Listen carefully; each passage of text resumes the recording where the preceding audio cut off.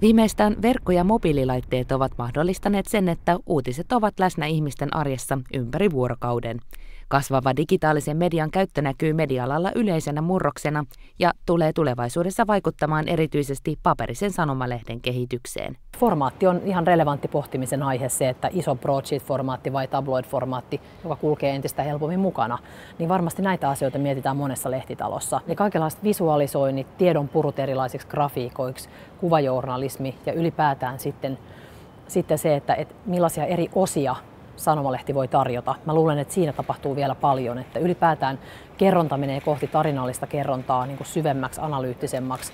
Ja mä en puhu yhtään viihteellisyydestä, vaan viihdyttävämmäksi. Esimerkiksi niin kuin politiikasta, taloudesta, globaaleista asioista voidaan hyvinkin nautinnollisesti ja viihdyttävästi kirjoittaa. Esimerkiksi sanomalehtimedian yhä monipuolisemmasta käytöstä saa osviittaa Nero Partnersin tekemästä tutkimuksesta, johon vastasi yksilö- ja ryhmähaastatteluissa kaikkiaan 50 suomalaista. Sitä käytetään tosiaan monenlaista eri kanavasta ja verkkolehdet on vahvasti tehnyt tuloansa ja myöskin erilaiset mobiililaitteet, älypuhelimet ja iPadit ja niiden kautta hyvin paljon luetaan nykyään lehtiä.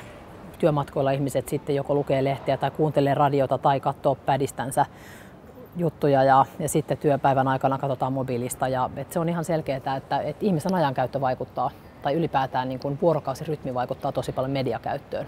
Paperisen sanomalehden säilymiseen digitaalisen median rinnalla uskotaan yhä. Niin sähköisen median käyttö tulee lisääntymään, mutta se ei välttämättä tule hirveästi heikentämään sitä paperisen median asemaa, että paperinen lehti on edelleenkin ihmisille tosi tärkeä ja erityisesti lukijoilleen.